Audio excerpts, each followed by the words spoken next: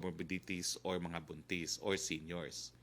Ang ligtas COVID-19 centers sa lugar ay kung ang ligtas COVID center sa lugar ay fully occupied as confirmed by the local regional task force at ang local government unit ay walang sapat na isolation facilities. Siyempre naman po kung wala talagang available, exception po yun to the rule. Mabuting balita po sa gusto nang pumunta ng Boracay. Ang isla ng Boracay ay binuksan sa ilalim ng mga sumusunod na protocols po. No? Simula 1 ng Oktubre 2020, ang Boracay Island ay pwede nang tumanggap ng mga turista mula sa lugar na may quarantine classification na General Community Quarantine or GCQ o mas mababa, apart from travelers from Western Visayas. Pangalawa, ipatutupad ang test before travel requirement na kung saan pinapayagan ng travelers pumunta sa Boracay Island kung sila ay may negative RT-PCR test result pagkatapos sumailalim nito ng test na hindi bababa sa 48 hours bagong araw ng pagbabiyahe.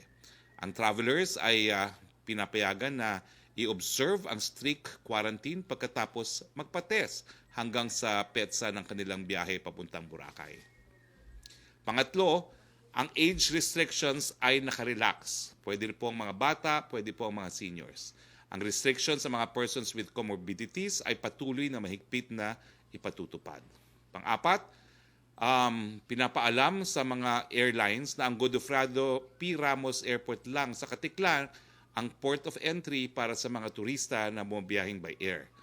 In-establish din ang control point para sa ma-screen ang mga turista na bumabiyahe by land, air, or sea.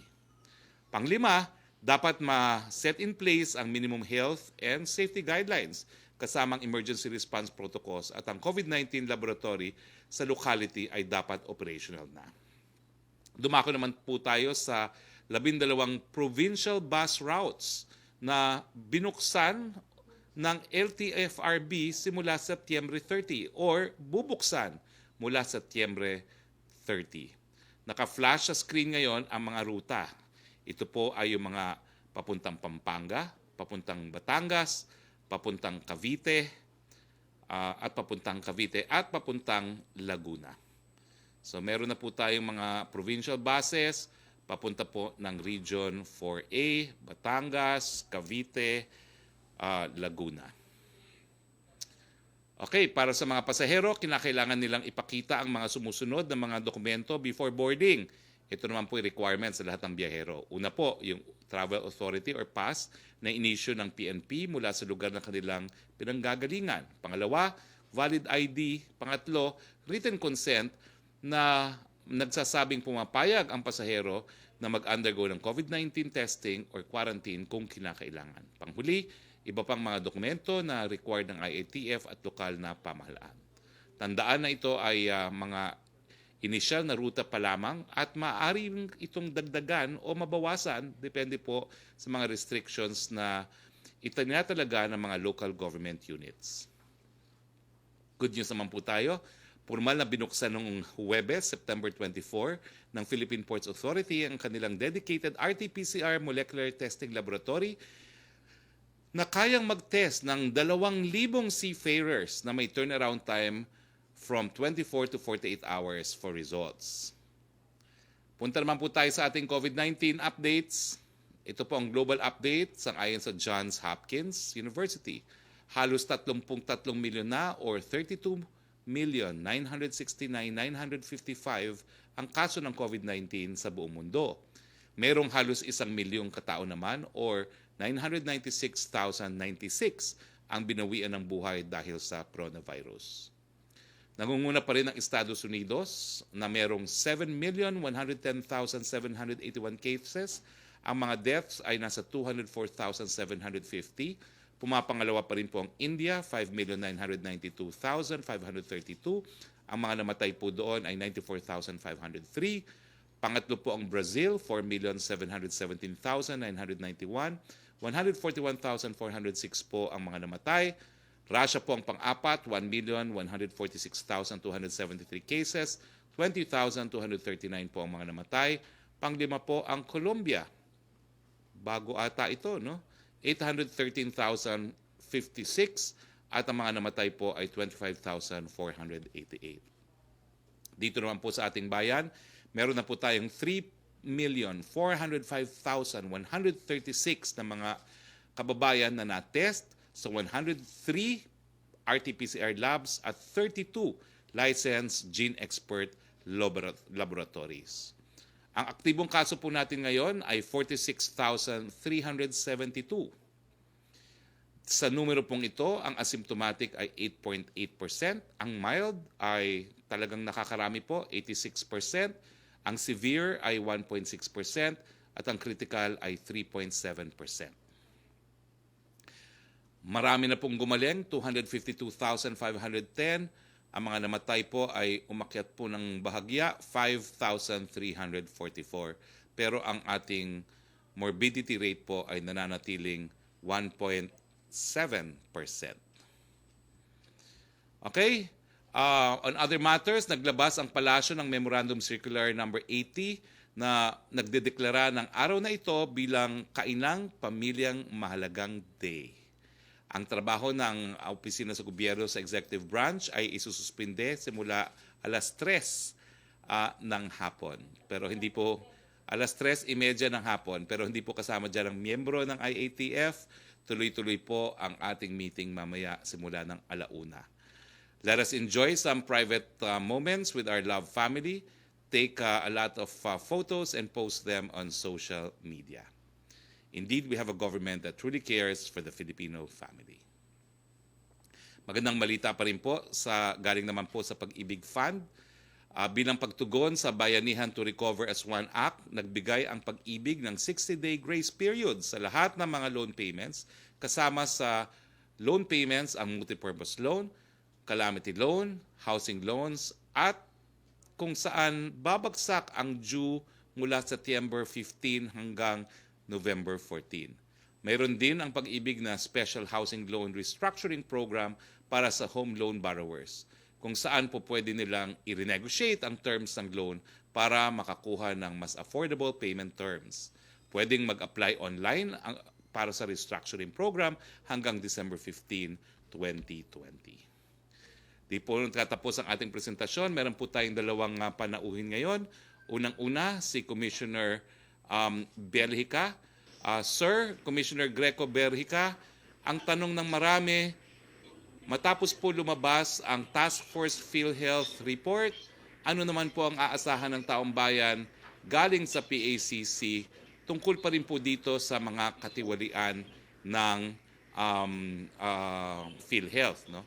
At kasama rin po natin maya-maya lamang, meron lang ina-attenda ng press forum, si Undersecretary Vergere ng Department of Health. So, Commissioner Berhica of the Presidential Anti-Corruption Commission, the floor is yours. Magandang araw po sa inyo lahat, especially sa ating pong idol, Secretary Roque. Pwede lang po ako magbigay ng maikling presentation para sa lahat. Update lang po sa PACC. Meron po akong prepare na slide. Sige po, pakilabas. Okay, ang Presidential Anti-Corruption Commission, next slide, ay itinalaga po ng Pangulo para tulungan siya mag-imbestiga at mag-rekomenda sa kanya ng mga appropriate action laban sa, next slide, sa mga opisyal that will fall under salary grade 26 or mga presidential appointees. Pwede rin po upon instruction of the President na kami mag-imbestiga sa mga AFP at PNP personnel. Pwede rin po kami at ginagawa pa rin namin ang lifestyle check and fact-finding inquiries. Kami po ay authorized din to enlist the support of the NBI or Philippine National Police or other law enforcement agencies. And we have the authority and the power to recommend preventive suspension, administer oath, issue subpoenas, and submit reports and recommendations to the President. Next slide, please. Ito pong proseso sa PACC. It starts with a formal complaint. Tapos dadalhin po iyan sa, pag may titingnan po ang jurisdiction, kung wala pong jurisdiction, i-refer po sa appropriate agency. Kung meron naman po, titingnan ang sufficiency ng form and substance. At kung meron naman po, at kung wala, dadaan po sa fact-finding para kumpletuhin ang mga kinakailangan. Pagkatapos po, i-assign na po ito sa commissioner or sa investigator para po imbestigahan. And then, next, magkakaroon na po ng investigation, magkapadala na po ng subpoena. Sige po, pakisunod lang. So, muna po ng subpoena. And then, pagkatapos ng investigation, bibigay po yan sa NBank. So the NBank will decide what to recommend to the President or other appropriate actions. So next slide po. Next slide. Ayan po, ang total po na action na as of October 2019 to September 2020 ay 9,356 concerns and complaints upon action na ng PACC. Ang pending na lamang po dyan under investigation are 102 cases at ang under evaluation po is 273 cases. From 2019 October po yan hanggang September 2020. Sunod po. Next slide.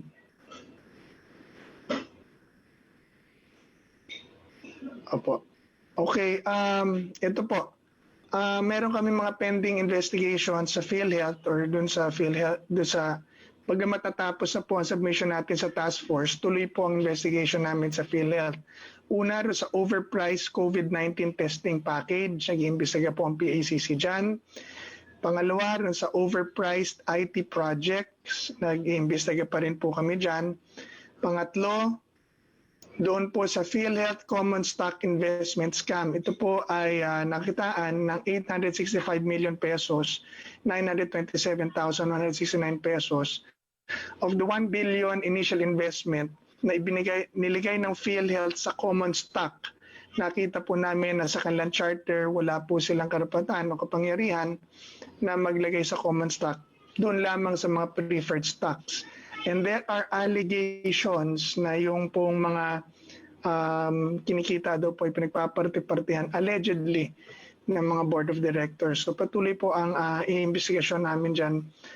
Sa PACC itself, iba po yung sa task force ng composite teams. Wala po kaming pinaliligtas. Hindi pa tapos ang aming investigasyon. Tinitingnan po namin lahat. Next slide po. During the process of our investigation, marami po kami nakitang mga leads na amin pong pinapursue right now dahil ang dami po mga dokumento ang amin po nasubpina.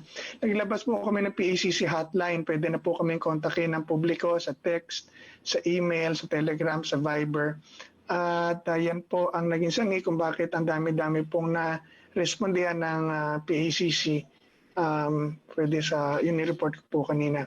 Isang example po, next slide, ay ang ng si RJ, isang estudyante yung humingi ng tulong sa PACC through text sa amin po dahil yung kanya pong task, yung tertiary education subsidy na siya po ay qualified, ay naglapit na raw po siya sa kadami-daming ahensya, subalit hindi raw po siya natutulungan.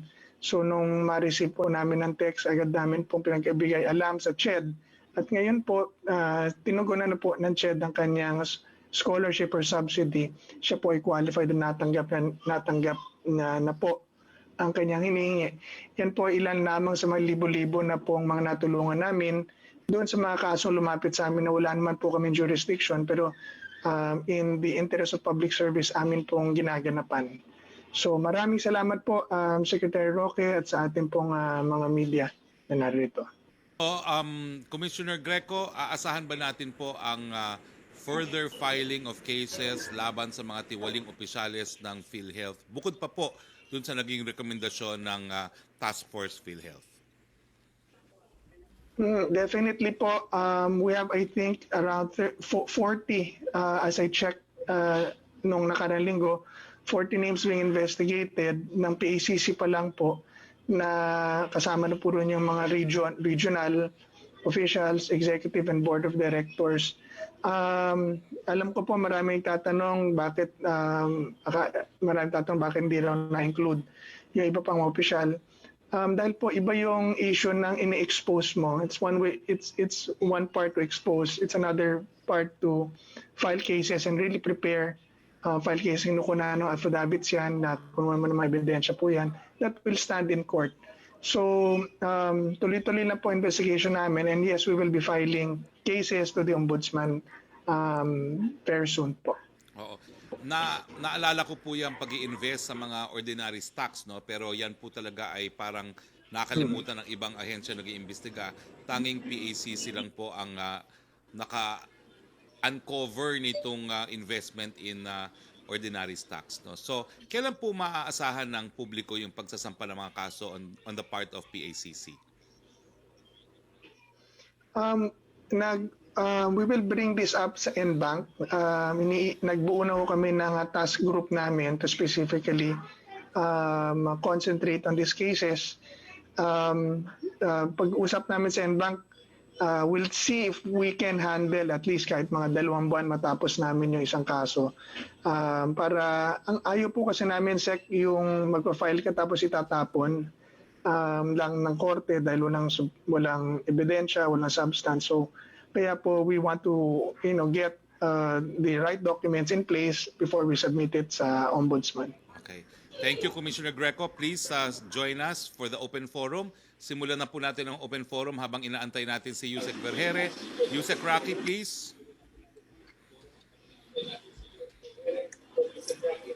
Secretary, unang tanong po mula, sandali lang Secretary po.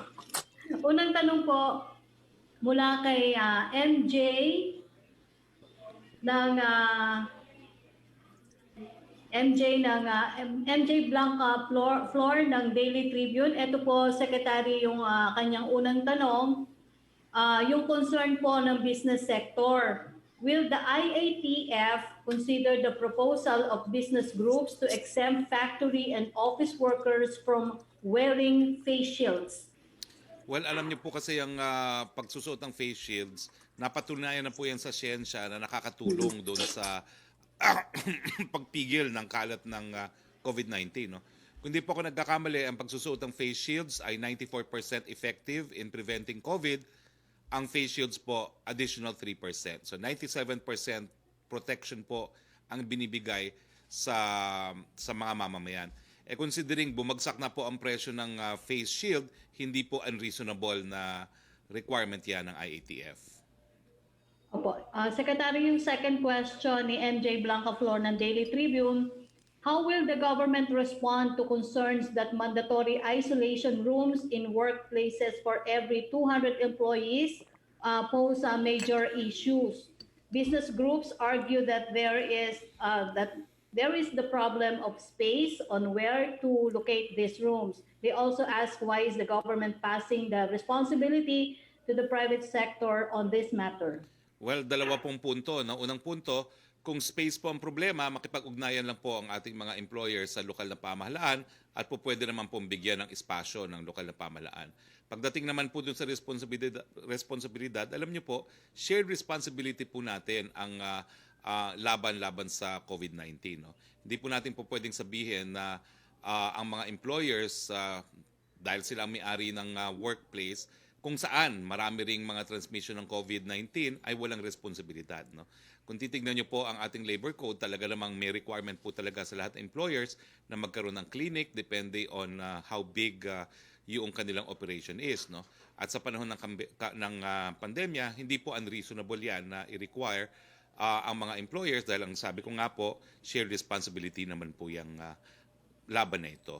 And ulitin ko po, kung espasyo problema, makipag-ugnayan lang po sa local government unit dahil po pwede naman pong magkaroon ng isolation facility dun sa barangay mismo kung nasaan yung factory. Okay, thank you, Secretary. Punta naman tayo kay Joyce Balancho, ABS-CBN. Yes, good afternoon po, Secretary, and to our guests. Sir, ang Iloilo City was recently placed under MECQ nito lamang pong Friday and supposedly until October 9. But their mayor, si Mayor Jerry Trenas, is already asking the IATF to lift the MECQ and revert the city to GCQ starting today. Dahil nga po nakita na nila there's a decrease already in COVID-19 cases, and after considering the appeals of businessmen in the city, ito po ba ay babaguhin ng IATF? Will this be studied by IATF today? And kailan po natin inaasahan si Pangulong Duterte na magsasabi ng bagong quarantine classifications for October? May pagpupulong po ang IATF ngayon, alauna nga po. So sana po mas maaga tayong matapos para masimulan ko yung meeting. Pero kung nagsabit naman po ng sulat si Mayor Treñas, no, I'm sure a-actionan po agad yan ng IATF. Sana po, hindi ko lang sigurado, no, meron po kasing address sa taong bayan ng ating Pangulo mamayang gabi. So sana po yung classification mapasama na sa kanyang address. All right. Sir, on a different topic, in the recent SWS survey, it appears that 7.6 million Filipino households experienced involuntary hunger in the past 3 months, the highest hunger incidence daw po since 2014. What does it say about the effectiveness of our programs and projects, especially when this survey is conducted September 17 to 20 at the time when we are opening the economy? Marami na po nagbukas na businesses, ini-increase po natin ang ating public transportation. Some are saying this proves that kulang yung ginagawa pa po ng gobyerno para labanan ang tagutom at kahirapan sa Pilipinas. Well, Joyce, unang-una, nakakalungkot itong balitang ito, no? At kaya nga po tayong nagbubukas ng ekonomiya para mapababa yung mga numero, lalong-lalo na ng mga nagugutom. Pero alam niyo po, ang Metro Manila, where 60% of our GDP comes from, matagal na po tayong naka-GCQ, no? At hindi ko po alam ang magiging classification for the next month. Pero kapag GCQ po kasi, bahagya lang bukas ng ekonomiya. Mga 50% lang po ang bukas. Under MGCQ, mga 75% po ng ekonomiya ang bukas. So naintindihan na ito po ang dahilan talaga kung bakit yung mga karpintero, mga drivers, mga konduktor, yung mga limited pang mga transportation, sila po talaga ngayon siguro ang nakatikim o naka-experience ng kagutuman, no? Pero ang pakiusap po ng lahat namin ng gobyerno natin ngayon sa lahat, no, 7 buwan na po tayong nabubuhay na nandiyan ng COVID-19. Mabait naman po ang Panginoon sa atin. Karamihan ng mga kaso ay mild asymptomatic, 1.7% mababa po yan yung ating death rate. Ang pakiusap natin, pwede naman pong magtrabaho habang nandiyan ng COVID-19. Doon nga po sa ad campaign natin ngayon, ang presidente nang nakikiusap, mask, hugas, iwas, dahil kinakailangan po nating pangalagaan ang ating kalusugan para tayo po ay makapaghanap buhay. Now, hindi naman po tayo pabaya, no, doon sa obligasyon ng Estado na magbigay ng tulong dito sa mga sektor na ito, no. Unang-una, kaya nga po pinatataas natin yung sektor ng transportasyon dahil alam natin na talagang hindi tayo po pwedeng lumampas ng 50%, no, kung walang transportasyon. Kaya pilit nating pinalalabas ang mas marami pang transportasyon, no. Kaya nga lang with 1 meter distancing, talagang hanggang 30% lang po talaga ang ating transportasyon, no? Hanggang hindi mababago yung distancing requirement na yan, no? Kahit patakbuhin pa po natin lahat ng bus, lahat ng jeepney, no? Dahil nga po may 1 meter distancing, hindi pa rin mabibigyan ng sapat na transportasyon ng lahat, no? Gustuhin man natin buksan na mas malaki pang ating ekonomiya. Pero nagbibigay po tayo ngayon ng ayuda sa mga lugar na subject to localized lockdown or granular lockdown. Patuloy po ang pagbibigay natin ng tulong dun sa mga nawalan ng trabaho. May 2 programa po ang DOLE tungkol dito, yung COVID-19 Adjustment Program at saka yung TUPAD, yung Work for Cash Program, at nandyan din po yung Small Business Subsidy, Salary Subsidy ng Department of Finance, at nandyan din po ang Bayanihan 2, no, kung saan nagbibigay tayo ng mga pautang sa lahat ng mga nawalan ng trabaho na gusto magsimula ng sariling negosyo. At syempre po, nandyan din yung ating 2021 budget, no? 4.5 trillion. At napaloob po dyan sa budget na yan, yung mas marami pang trabaho para pa nga po mapababa pa natin ng husto ang numero ng mga nagugutom. Okay, nandito na Meron pala po ba tayo, sir? Yes. Next question, last please. na lang po for me, sir. Given nga po dun sa mga nabanggit nyo na what we are doing in the government to address poverty and hunger, meron ba tayong estimate as to when we can see improvement pagdating sa number of people who are experiencing involuntary hunger? Nakadepende po talaga yan sa kung pangangalagaan natin ang ating kalusugan para makapaghanap buhay tayo, no? Kaya nga po matindi ang debate sa IATF, no? Maraming mga doktor na nagsasabi, wag mo nang buksan. Ang kontra naman ng marami rin doktor hindi lang naman po mga ekonomista, ay paano naman yung magugutom dahil nga tayo'y patuloy na nakasarado. No? Pero malinaw po, alam na natin kung paano mabuhay despite and in spite of COVID-19. Kinakailangan lang po mag-ingat para sa ating kalusugan. At ito naman po ay pwedeng gawin sa pamamagitan ng mask, hugas at iwas. Thank you, Joyce. Thank you, Secretary. Oo, sabi ko kanina kila Tony at saka kay Henry, magagalit ka dahil inubusan nila lahat ng tanong sa kanilang programang On the Spot. No? Congratulations sa kanila. No? Yes, punta naman tayo sandali kay Yusek Vergere. Ma'am, do you have an opening statement? Alam ko po, talagang gusto nyong sagutin lahat ng tanong ng ating mga reporters, but if you have an opening statement, the floor is yours. Yes, magandang umaga po, spokesperson Harry Roque. Magandang hapon pala. And good afternoon to all of you.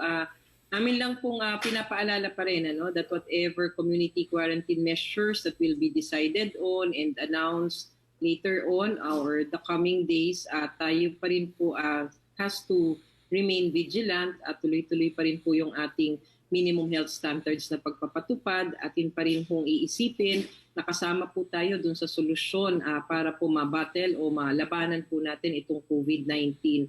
Marami po ang lumalabas ngayon, spokesperson Harry, na meron nga daw po na tayong ganitong kadaming kaso at ito nga po ay may mga assumptions na rin kung ilan pa by the end of October. Ang atin lang pong gustong ipaalala sa ating mga kababayan, kung ano man po ang may mga numero tayo sa ngayon, nakikita ho natin, kailangan po titignan natin ito sa kabuuan. Hindi lang po yung mga numero, kailangan din tignan natin yung kapasidad ng ating health system kung paano po tayo nakakaagapay. And whatever the numbers would be, let us try to remain vigilant, as I've said, and continue practicing minimum health standards for us to further prevent infection here in the country. Over to you, sir. Thank you very much, Yusek Vergere. Maricel Halili of TV5, please. Hi sir, magandang hapon po. Sir, Representative Arroyo has mentioned to consider the postponement of election amid the problem on the pandemic. You already mentioned in your statement na hindi ito in line with the Constitution. Does it mean that this is not an option as far as Malacanang is concerned?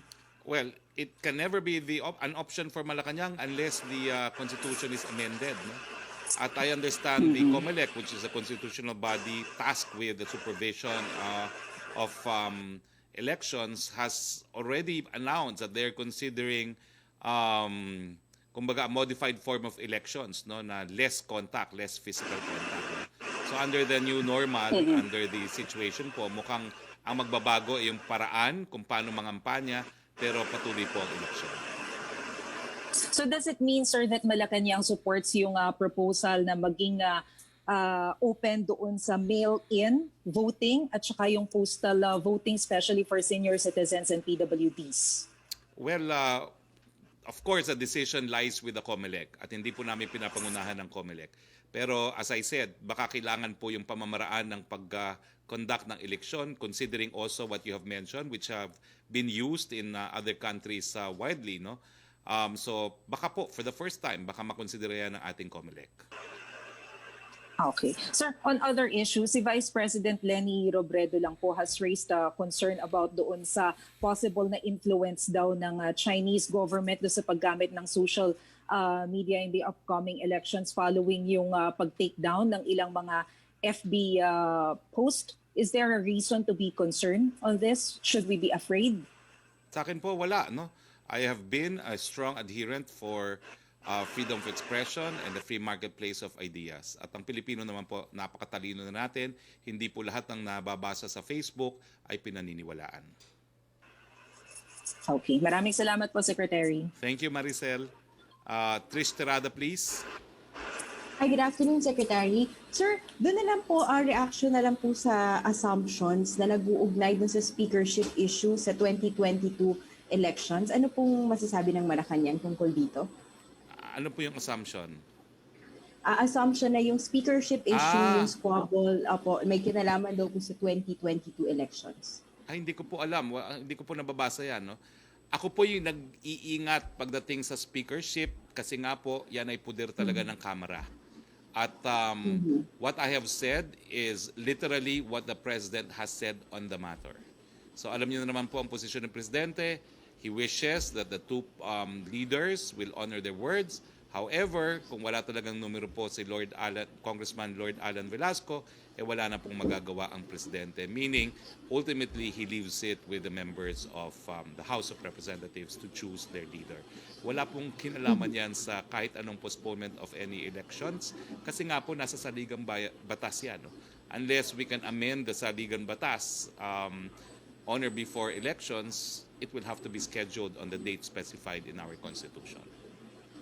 Secretary, si Vice President Leni Robredo pinuri yung speech ni Pangulong Duterte before the UN General Assembly at ang sabi rin po niya, she's expecting the administration to keep its commitment, citing other countries' relations with China that have deteriorated due to the conflicting claims but haven't resulted to war. Ano pong reaction ng Malacanang? We thank her for the praise, but we leave it to the President on how to proceed henceforth dahil ang Presidente naman po ang Chief Architect of Foreign Policy.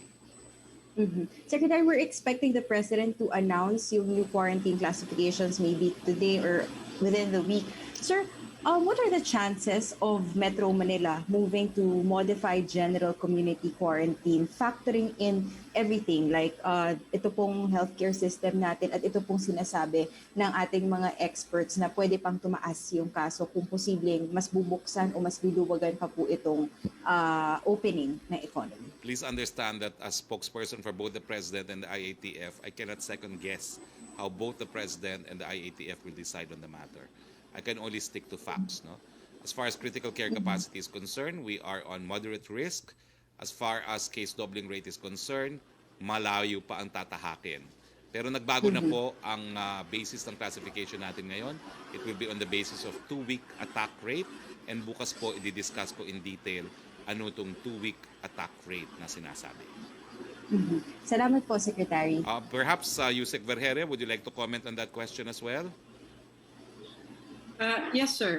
Katulad po ng sabi ni spokesperson Harry, kapag po nagdedesisyon ng Interagency Task Force regarding the easing of community quarantine, pinag-uusapan po natin yung kompleto na mga indicators. No? It's not just the number of cases, but also we look at the other factors like the health system, yung critical care utilization. Nakikita ho natin maganda po ang mga indikasyon na ipinapakita. Ngunit pag tinignan ho natin, meron pa rin pong iilan-ilang mga pwesto no or areas in Metro Manila na meron pa rin ho tayong tinatawag na clustering of cases. Meron din ho tayong tinatawag na mga indicators for social, for security, and for economic. So it is not just health that we look at. We also look at the other sectors kung paano naman po ito nakakaapekto rin sa ating kalusugan bilang isang populasyon. So lahat ng ito po ay pinag-aaralan, tinitignan at saka po nagkakaroon ng desisyon. So with this decision for the quarantine level for Metro Manila, ito po ay pag-uusapan ng Interagency Task Force base po dito sa mga sinasabi nating indicators na ito. Yusek Vergere, I think you'll be in a better position to explain po kung ano na yung bagong basis natin for classification. We have moved away from doubling rate to a 2-week attack rate. If you can discuss po ever so briefly kung ano yung tinatawag nating 2-week attack rate. Ano yan? 2-week growth rate pala, hindi attack rate. At saka yung daily attack rate. Kung po pwede pong i-discuss ninyo. Kita nyo, pati yung tawag, nagkakamali na ako. Talagang mas mabuti pong doktor ang mag-explain yan. Yes, sir. Ang atin pong case doubling time and mortality doubling time na tinatawag, no, yan po yung mga unang ginagamit natin para maging indicators for us to decide kung anong klaseng community quarantine level ang bawat lugar. Ito pong case doubling time at saka mortality doubling time mula po nitong mga July and August, napansin po and it was noted officially by our experts na hindi na po siya ganun ka-sensitive na magamit no at matrack natin kung ano po yung estado natin sa ngayon when it comes to the number of cases at saka para magamit po para magdesisyon for these community quarantine levels. So ang ginawa po, nag-aral po yung ating mga eksperto, pinag-usapan dun sa Sub-Technical Working Group for Data Analytics at napagkasunduan po, napapalitan na lang po nung mas sensitive na indicator which is the growth in the number of cases for the past 2 weeks. So ibig sabihin po, kung ano po yung ating mga numero ng kaso for this current 2 weeks na meron tayo, ikukumpara sa previous 2 weeks para makita yung growth change, no, sa bawat lugar dito sa ating country. At ito, ang pagkakasabi nga, this is more sensitive kasi nakikita natin yung true picture of the community. Nakikita natin din at tinitignan din yung daily attack rate para makita nga yung ating pag-increase or decrease ng mga kaso dito sa mga lugar na ating nabantayan. The case doubling time and mortality doubling time will still be used, but this will be used as an overall guide and as an can be used for analysis for the overall trends of the country. Pero sa ngayon, para masabi natin kung ano yung ating pagbabasihan, kung anong quarantine level, aside from the other indicators, ito pong growth rate na sinasabi natin for these 2 weeks and also the attack rate na tinitignan natin daily para po sa piling mga lugar dito sa ating country. Yusek Vergere, I hope you don't mind, pero ano ho yung daily attack rate para maintindihan lang po ng taong bayan? Ito po yung numero po ng kaso, no, na tinitignan over a certain period of time, over a certain number of population. So tinitignan mo yan na mas sensitive comparing to case doubling time. Kasi po yung case doubling time po, we get the numbers that are cumulative, tapos tinitignan din natin over a period of time. Ito pong attack rate na to, makikita natin specifically per day, no, over a certain area, over that certain number of persons and that specific period, makikita na ho natin kung tataas o bababa dun sa lugar na yon yung mga kaso. Well, Yusek Vergere, with your permission, siguro tomorrow we can invite Yusek Lilibeth kasi for everyone's information, it is Undersecretary Lilibeth, no, David, who actually discusses in the IATF this analytics, no, and recommends for the classification. So, anyway, thank you, Yusek Vergere, and thank you, Trish. Next question is from Joseph Morong of GMA7, please. Hi, sir. Good afternoon. Yusek Vergere. Good afternoon po, ma'am. Sa Greco. Sir, sa iyo muna, yun po mga tourist spots, no? Boracay will open on October. Would you have the list of other tourist spots that will open in the coming weeks or until the end of the year, sir? So far, And why there's are we Baguio. opening? Are we They're out of the opening woods? on October, na move, no? Yung Baguio, I think it is October, then minove nila from September 22 to October 1. And then there's October 1 also for Boracay. I understand Bohol might be opening soon, no? Within the month of October, if I'm not mistaken. So unti-unti naman po nagbubukas ang ating mga tourist spots. Sir, what does that mean? Are we out of the woods? Well, it means that kinakailangan balansehin talaga natin yung katotohanan na kinakailangan magtrabaho na yung mga nagtatrabaho sa sektor ng turismo na po pwede naman mangyari kung pangangalagaan natin ang ating kalusugan. Mm-hmm. Can I go to Yusek Vergere, please? Go ahead, please. Hi, ma'am. Good afternoon po. Ma'am, related question. Pag po ba itong mga tourist spots natin binuksan, hindi po ba tayo nag-aalala na this will bring up the number of cases? Parang yung nangyari dun sa mga LSIs natin when we allow them to go home to their provinces. Yes, good afternoon, Joseph. No? So katulad po ng sabi ni spokesperson Harry, ating nagbubukas tayo ng iba't ibang sectors of society at iba't ibang mga businesses like this tourism, no? Bago naman po natin bigyan ng ganyang desisyon yan, pinag-uusapan po yan sa Interagency Task Force at pangunahin talaga po ang kalusugan ng mga mamamayan kapag pinag-usapan yan, yung safety. Kaya there are safeguards para po hindi natin magkaroon itong pagkalat ng infeksyon kung sakasakali. That's why there are pathways that had been developed. There are specific strategies for testing and isolation that had been discussed at gagawan po ng guidelines para pagka binuksan po yan, may safeguard tayo. Katulad po ng sabi ni spokesperson Harry Roque, hindi naman po tayo pwedeng to remain in lockdown forever. We need to survive and we need to live with this virus and tinatawag natin yung normal. So we just need to enforce these health standards that we have para lang masiguro po natin na hindi kakalat ang infection kung sakaling tayo ay magbukas ng ating mga sectors of society. Ma'am, yung mention po yung bagong matrix bagong data consideration natin, yung 2-week growth rate and daily attack. Could you have the figures already? Since when did we start implementing these two factors? Well, pinag-aralan po yan ng IATF, no? Yung Sub-Technical Working Group sa Data Analytics. At ngayon nga po, ito pong mga bagong mga indicators na ito na po yung kanilang pinag-aralan for this specific decision that will be made. So I cannot give you the figures right now. I do not like to preempt also decision of IATF. Pero masasabi lang po natin, ginamit na po siya ngayon sa pagdedesisyon po dito po sa round na ito for this community quarantine levels. Sir, last na lang kay Yusek. Ma'am, staying po dun sa data natin so far kasi we just have 2 days before October 1st. Meron tayong positivity rate na 10% and then 0.74 na R0 and below critical na utilization ng ating critical care facilities. Kung po ba ito yung pagbabasehan, makakampante po ba ang DOH na buksan sa mas malawag na community quarantine ng Metro Manila to MGCQ based on this data right now? As I've said, no, ang lagi ko naman pong sinasabi, kapag nagdidesisyon po ang IATF, it's collegial, no?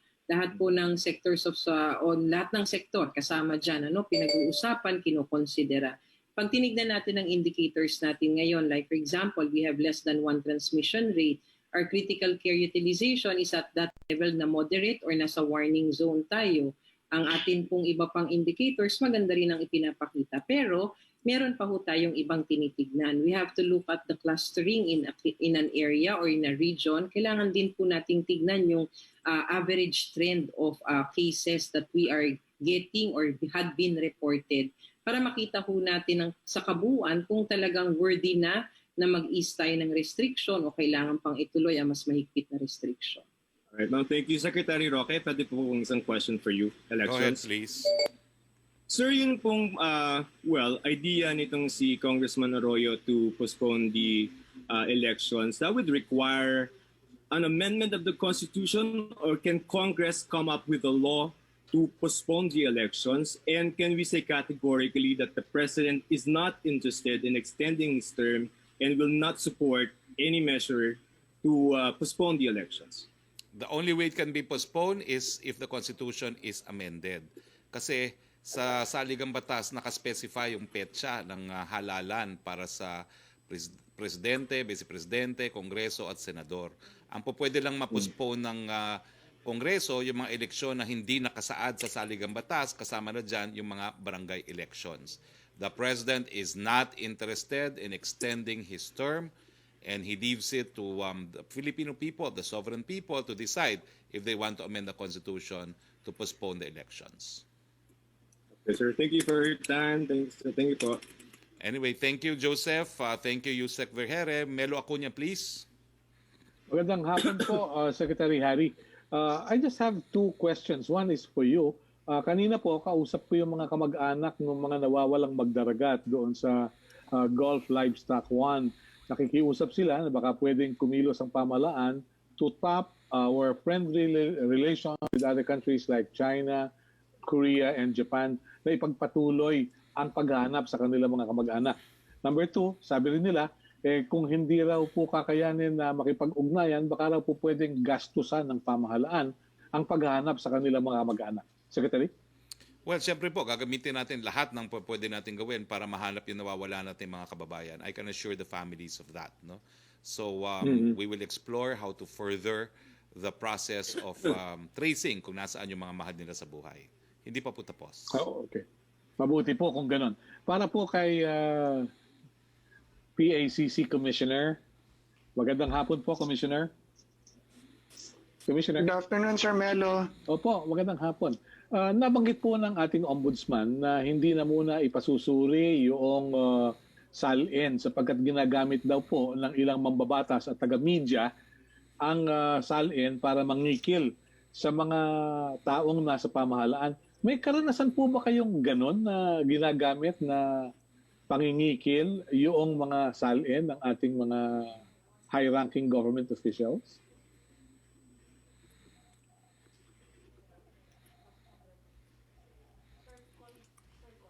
Ha? Greco? Commissioner? Commissioner Greco? Commissioner Greco, narinig mo yung question? Commissioner? Anyway, ano po yung susunod yung tanong, Melo? Habang, Go ahead. ayan na si Commissioner Okay. Greco. Okay. Go. Sorry. Hindi po kaya magkaroon ng problema kung ginagamit yung salin para makapangikil ng yung mga ilang mambabatas at yung ilang media men, no? How will it impact on your role as PACC commissioner? Hindi ko na-pick up lahat ng tanong, pero ang dinig ko po kung magkakaroon ng problema dun sa difference ng position namin ng ombudsman regarding the SALN. Ang amin po namang primary submission ng report and recommendation ay sa Office of the President. So, hindi naman po magkakaproblema sa aspetong yon. As to the ombudsman, of course, ombudsman can speak for himself.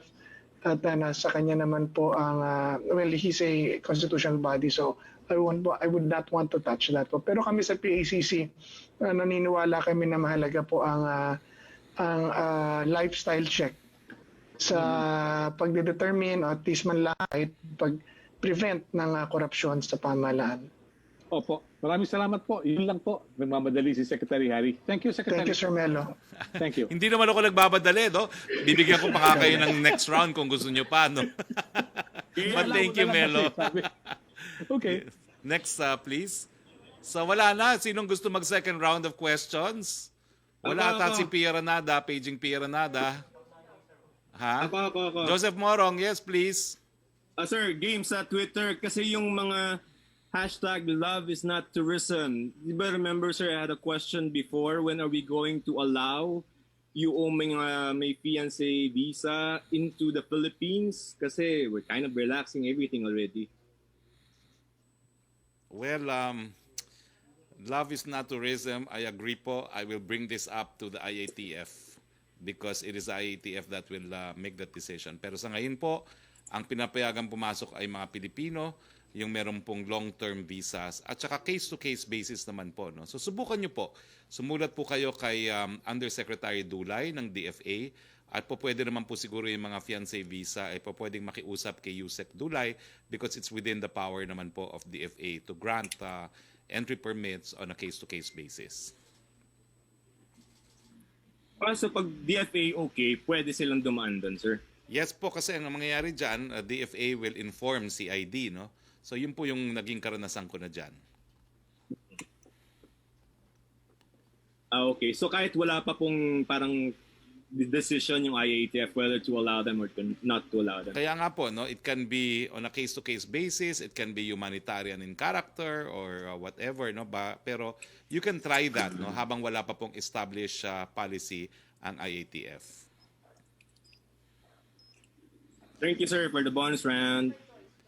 Joyce Balancho, please. Thank you, Joseph. Okay, sir. Yeah. Joyce? Bakit ibang picture lumalabas? Si Joyce maganda pero hindi naman yung mga Yes, picture sir. ni Joyce. Oh. Rinig ko Joyce, ba? kung sino yung linagay nilang mukha, hindi mukha mo, magalit ka nga. Anyway, yes, please, go ahead. Ayan. Yes, sir. May pahabol lang din ako na question kanina, di ko na natanong. Greenpeace Philippines is urging President Duterte to declare a climate emergency as part of honoring our commitments daw po in the Paris Agreement. Wala daw po kasing bansa sa Southeast Asia ang naka-meet nito ng kanilang global targets to prevent the planet's temperature from rising. Will the President be heeding the call of the Greenpeace group? Well, that will be a decision of the President. Pero the fact na sinama po ni Presidente yung climate change sa kanyang talumpati na kauna-unahang pagkakataon sa UN General Assembly ay nagpapakita na talagang binibigyan ng prioridad ng ating Pangulo ang problema ng climate change. Isa kasi tayo sa parang top 5 of top 10 countries na pinakamaapektuhan ng climate change. No? At kung hindi nga po maaabatan ng climate change, baka lumubog ang malaking teritoryo ng Pilipinas, no? Pagdating ng panahon. So ang masasabi ko lang po, top of the agenda po ng ating Presidente yan, and the President will consider this suggestion made by Greenpeace. Okay, last na lang po for me, Secretary, na pahabol. Si House Speaker Alan Peter Cayetano lumipad po over the weekend sa Davao City and met with Deputy Speaker Paolo Duterte. Do you have any information if he also met with President Duterte? Was there a chance that the two talked over the weekend? Well, wala po sa nakita kong schedule ang meeting with Speaker Cayetano, but I cannot be 100% sure on this dahil wala po ako sa Davao. Now, what I do know is the President is back in Manila. He returned last night. No? And syempre po, kay Speaker Cayetano, nag-aantay po tayo ng durian. That's all for me, Secretary. Melo Acuña, please. Melo, please, go ahead. Meron pong pairers sa Port of Dongshan sa China. Sakay noong board Ocean Star at Hongran, meron man 2 seafarers. Paano raw po kaya matutulungan ng DFA na pababain muna sa puerto sa Dongshan at mapauwi na itong mga magdaragat na ito? Thank you. At kasama po yan dun sa naging talumpati ni Presidente sa taong bayan na humihingi sa lahat ng bansa ng daigdig na on humanitarian grounds, tulungan naman yung mga stranded na mga Pilipinong mga seafarers, no, na hindi nakakababa sa kanilang barko and yet hindi sila makauwi. No?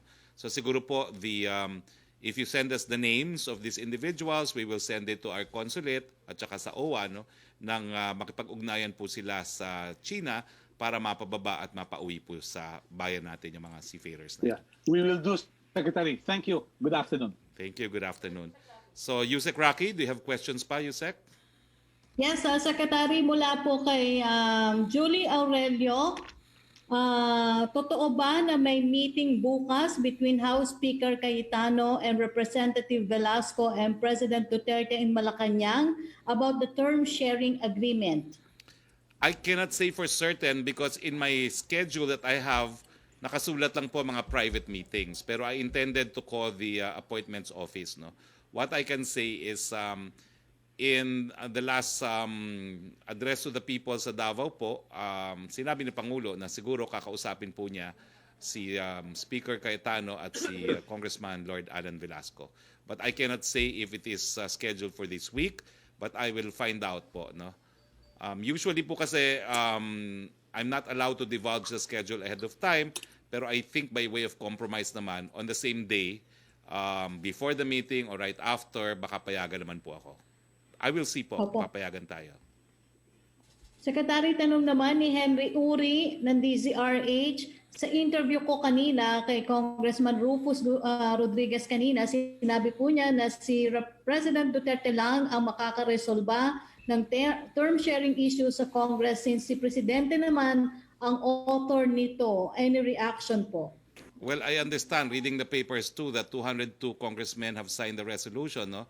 Ang sabi po ng Presidente, and again, because I'm very careful about this issue, ulitin ko lang po yung sabi ni Presidente, I wish both parties will honor the agreement, pero wala akong magagawa kung walang boto si Congressman Lord Alan Velasco. I will only repeat what I have heard with my own 2 ears come from the mouth of the President himself. Thank you, Secretary Roque.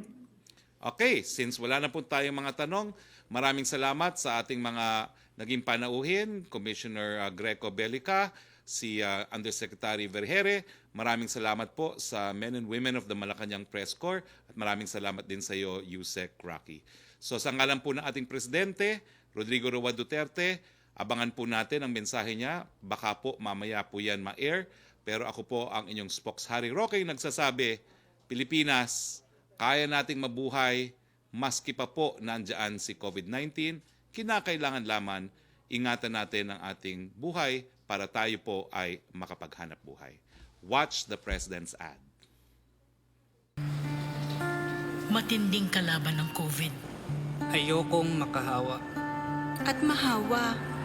Pero kailangan ko na magtrabaho. Kaya di ako magiging pabaya.